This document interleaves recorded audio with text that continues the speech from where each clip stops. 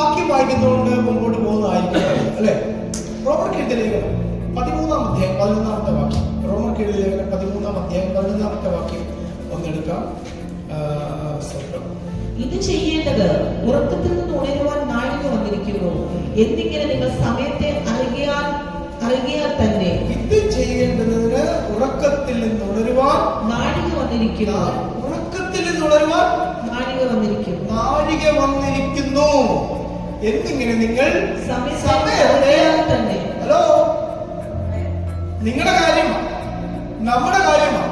ഉറക്കത്തിൽ നിന്ന് ഉണരുവാനുള്ള ആത്മീയ ഉറക്കത്തിലാണ് പലരും ആത്മീയ ഉറക്കത്തിലാണ്.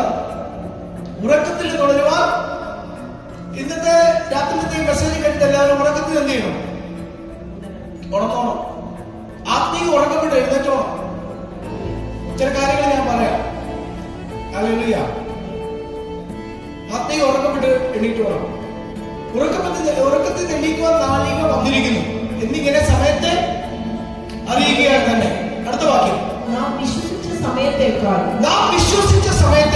രക്ഷ ഇപ്പോൾ നമുക്ക് അധികം അടുത്തിരിക്കുന്നു.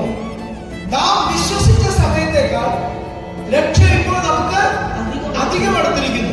അഥവാ ഇന്ന് ഈ മീറ്റിംഗ് ഇവിടെ തുടങ്ങി ഈ സമയം വരെ വെച്ച് ചിന്തിച്ചു നോക്കിയാൽ നാം ഈ മീറ്റിംഗ് തുടങ്ങിയതിനേക്കാൾ ഇപ്പോൾ നാം രക്ഷയോട് ഏറ്റവും അടുത്ത് കഴിഞ്ഞു.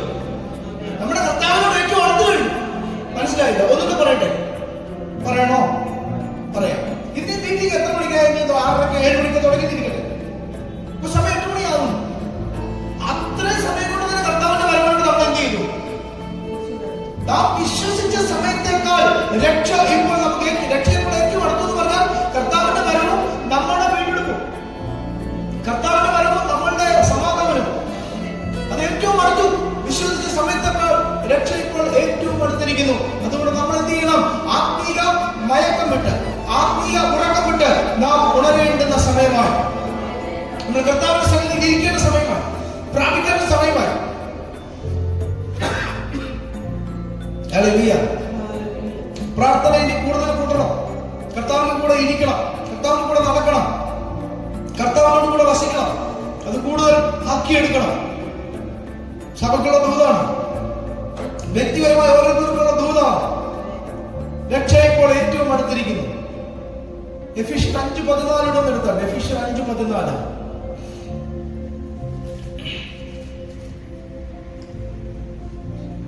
അതുകൊണ്ട് ഉറങ്ങുന്നവനെ ഉണർന്ന് മരിച്ചവരുടെ ഇടയിൽ നിന്ന് എഴുന്നേൽക്കാം, എന്നാൽ ക്രിസ്തു നിന്റെ മേൽ പ്രകാശിക്കും എന്ന് ചൊല്ലുന്നു.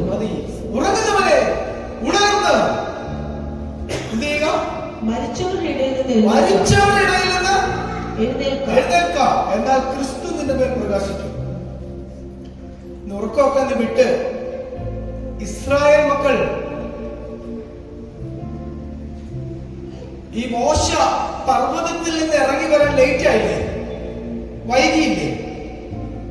മോശ പർവ്വതത്തിൽ നിന്ന് ഇറങ്ങി വരാൻ വൈകിയപ്പോൾ ഇസ്രായേൽ ജനം വഴിവിട്ടുപോയി, പിഴച്ചുപോയി. അതുപോലെ ദൈവസഭയും കർത്താവിന്റെ വരവ് വൈകുന്തോറും വഷളായി പോകുന്നുണ്ടോ എന്ന് ഞാൻ സംശയിക്കുന്നു. നമ്മളങ്ങനെയാണോ? ഇസ്രായേൽ ജനം മോശ വരുന്നത് മലയിൽ നിന്ന് ഇറങ്ങി വരാൻ വൈകിയപ്പോൾ അവർ വഷളായി പോയതുപോലെ കർത്താവായ യേശു ക്രിസ്തുവിന്റെ വീണ്ടും വരവിൽ വീണ്ടും വരവ് വൈകുന്തോറും സഭയും വഷളായി പോകുന്നുണ്ടോ എന്ന് ഞാൻ സംശയിക്കുന്നു. Price the Lord. എനിക്ക് ഇപ്പോഴും പൗലോസ് അപ്പോസ്തലന്റെ വാക്കുകളാണ് ഓർമ്മ വരുന്നത്. പൗലോസ് അപ്പോസ്തലൻ ജയിലിൽ കിടക്കുക, താൻ മരിക്കുന്നത് ഉറപ്പാണ്. 2 തീമോഥെയോസ് 4-ാം അധ്യായം അതിന്റെ 6 തൊട്ടൊന്ന് വായിച്ചാട്ടെ. 2 തീമോഥെയോസ് 4-ാം അധ്യായം.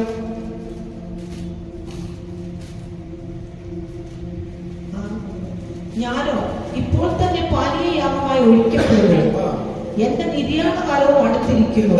എന്റെ നിര്യാണ കാലം അടുത്തു. പത്രോസിന്റെ ഭാഷ, പത്രോസ് പറയുന്നുണ്ട്, പത്രോസിന്റെ എല്ലാവരും പറയുന്നുണ്ട്, എന്റെ കൂടാരം പൊളിഞ്ഞു പോകാൻ അടുത്തിരിക്കുന്നു. പത്രോസ് പറയാം, എന്റെ കൂടാരം ഉദ്ദേശിച്ചത് എന്താ? ശരീരം. Price the Lord. പൗലോസ് പറയാണ്, എന്റെ നിര്യാണം. ഒരു ഭക്തൻ അറിയാം, നമ്മളാരും ഭക്തരല്ല, ദൈവമക്കളാണ്. ഒരു വിശ്വാസിക്ക് അറിയാം ഞാൻ ഈ ലോകത്തിൽ നിന്ന് മാറ്റപ്പെടുന്നപ്പോൾ കറക്റ്റ് അവൻ അറിയാം. പൗലോസ് പറയാം, എന്നെ തിരിയാണൊക്കെ ജയിലിൽ കിടക്കുക കേട്ടോ, അത് ജയിലിൽ കിടക്കാം.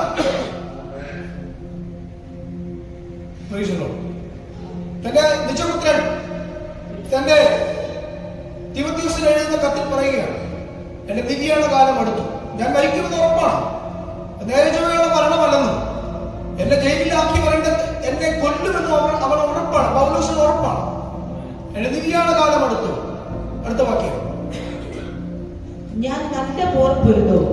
നമുക്ക് ഇങ്ങനെ ഒരു കാര്യം പറഞ്ഞിട്ട് ഈ ലോകത്തിൽ നിന്ന് മാറ്റപ്പെടാൻ പറ്റുമോ? ഞാൻ നല്ല പോർ പൊരുതു, ഓട്ടം തികച്ചു, വിശ്വാസം കാത്തു, ദൈവം എന്നിൽ അർപ്പിച്ച വിശ്വാസം കാത്തു. ഇനി നീതിയുടെ കിരീടം എനിക്കായി വച്ചിരിക്കുന്നു. അത് നീതിയുള്ള ന്യായാധിപതിയായ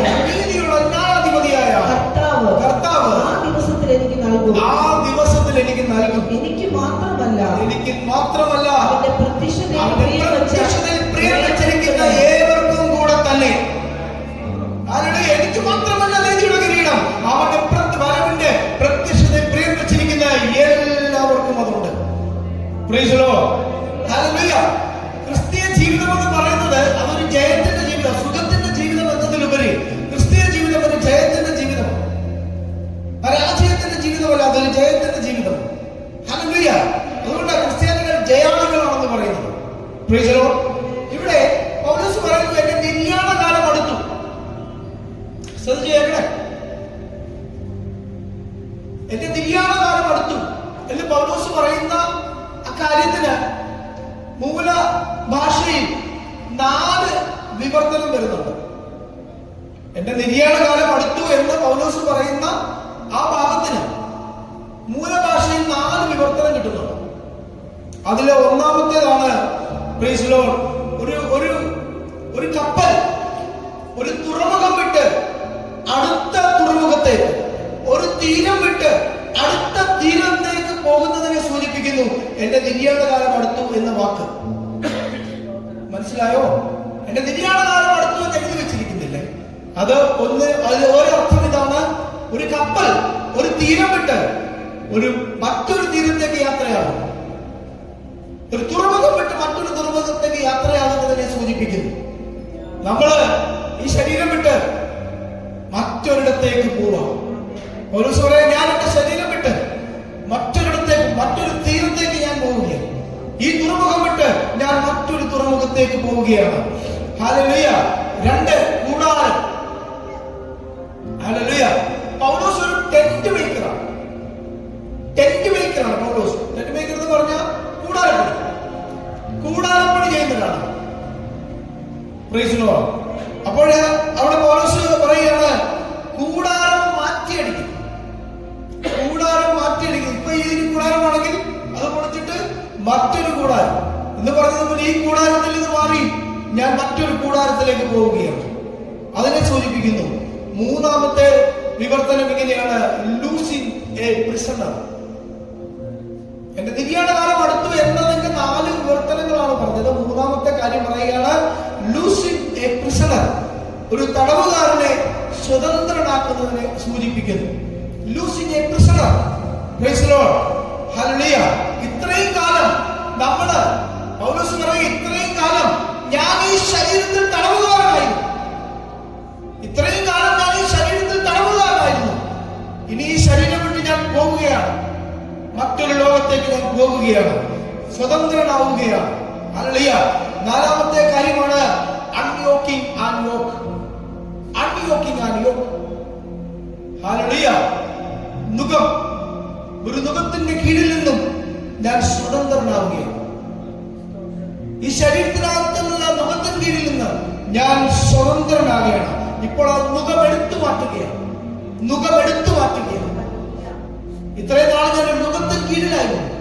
ഇന്ന് ആ നുകം എടുത്തു മാറ്റി എന്നെ സ്വതന്ത്രനാക്കിയ എന്റെ നിര്യാണ കാലം അടുത്തു എന്ന വാക്കിന്റെ 4 ഡെഫിനിഷനാണ് ഞാൻ പറഞ്ഞത്.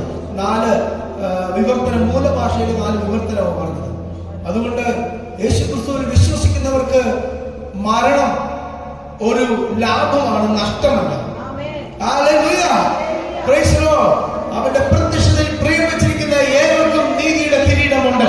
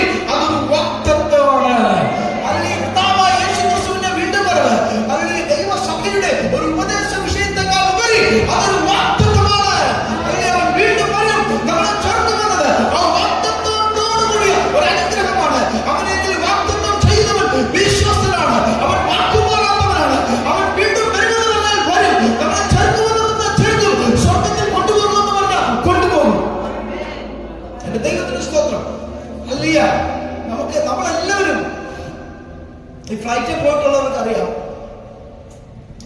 ചെക്കിംഗ് എല്ലാം കഴിഞ്ഞ് നമ്മളെ കൊണ്ട് ലോഞ്ചിൽ ഇരുത്തും അല്ലെ? ഫ്ലൈറ്റിൽ പോയിട്ടുള്ളവർക്ക് അറിയാം, നമ്മളെ കൊണ്ട് ലോഞ്ചിൽ കൊണ്ടിരുത്തും. ലോഞ്ചിൽ ഇരുന്നിട്ടുണ്ടോ ഫ്ലൈറ്റ് കയറി? ലോഞ്ചിൽ ഇരിക്കുമ്പോൾ ഏറ്റവും കൂടുതൽ ബോറടിക്കുന്നത് ലോഞ്ചിൽ ചെന്നിരുന്ന് കഴിഞ്ഞാൽ നമ്മുടെ ഈ പ്രോസസിംഗ് എല്ലാം കഴിയും, 1/2 മണിക്കൂർ കഴിയും, നമ്മൾ ലോഞ്ചിൽ ചെയ്യും. പിന്നെ 2.5 മണിക്കൂർ അവിടെ ഇരുന്ന്, മനസ്സിലായോ? ആ 2.5 മണിക്കൂർ കഴിഞ്ഞ ഫ്ലൈറ്റ് കയറ്റുന്നത്. ഈ ലോഞ്ചാണ് ദൈവസഭ, വിസ ആണ് നിത്യജീവൻ. ഹല്ലേലൂയ. രക്ഷയുടെ അനുഭവമാണ് boarding pass. Hallelujah. Praise the lord. ലോഞ്ചിൽ ഇരുത്തിയിട്ടുണ്ടോ? ഫ്ലൈറ്റിൽ കയറിയിരിക്കും. ഈ ലോഞ്ച് ദൈവസഭയാണ്. നമ്മളെല്ലാവരും ചെക്കിംഗ് എല്ലാം കഴിഞ്ഞ് എല്ലാ ചെക്കപ്പും കഴിഞ്ഞ് പ്രോസസിംഗ് എല്ലാം കഴിഞ്ഞ് ഇരുത്തിയിരിക്കുക, ലോഞ്ചിൽ ഇരുത്തിയിരിക്കുക. താമസിക്കാതെ നമ്മൾ പറന്നു പോകും. ഹല്ലേലൂയ. കാലങ്ങളുടെ പോക്കും ഗതിയും ഓളും ഒക്കെ കാണുമ്പോൾ അറിയാം ഏതാണ്ടൊക്കെ അടുത്ത് വരികയാണ്. ഹല്ലേലൂയ. ദൈവത്തിന് സ്തോത്രം. ഹല്ലേലൂയ. കർത്താവിന്റെ വരവ് ഏറ്റവും അടുത്തിരിക്കുകയാണ്. അപ്പോൾ കർത്താവിന്റെ വരവ് അടുത്തിരിക്കുന്ന സമയത്തിൽ നമ്മുടെ രക്ഷ ഏറ്റവും അടുത്തിരിക്കുകയാണ്. നമ്മൾ എന്ത് ചെയ്യണം? ഉണരണം. നമ്മുടെ പ്രാർത്ഥനയുടെ സമയം കൂട്ടണം, ദൈവവചന ധ്യാനത്തിന്റെ സമയം കൂട്ടണം. നമ്മുടെ സഭയിൽ നമ്മൾ കൂടുതൽ വിശ്വസ്തരായിട്ട് നിൽക്കണം. ദൈവസഭയിൽ നമ്മൾ കൂടുതൽ വിശ്വസ്തരായിട്ട് നിൽക്കണം. ഈ സമയം നമുക്ക് ഭിന്നത ഉണ്ടാക്കാനോ, ഈ സമയം നമുക്ക് മത്സരിക്കാനോ പരസ്പരം പോരടിക്കാനോ ഒന്നുമല്ല. സമയം അതിനില്ല. ആ സമയം കൊണ്ട് ആത്മാക്കളെ നേടണം, സുവിശേഷം പറയണം. ഇതിന്റെ അപ്പുറത്ത് തകർന്നു കിടക്കുന്ന പാപികളായിട്ടുള്ള മനുഷ്യരുണ്ട്, അവരുടെ ഇടയിലേക്ക് നമുക്ക് ഇറങ്ങിച്ചെല്ലണം. ഇവരോട് സുവിശേഷം പറയണം. വല്ലച്ചതിലും ഒരാളെ കൂടെ കർത്താവിലേക്ക് നടത്തണം. ഒത്തിരി പണി ബാക്കി കിടക്കുക. നമുക്ക് ഈർഷ്യ, അസൂയ, പിണക്കം, ദണ്ഡവശം ഇതൊന്നും നമ്മുടെ ഇടയിൽ പേർപ്പറഞ്ഞ പോലും അറിയത്.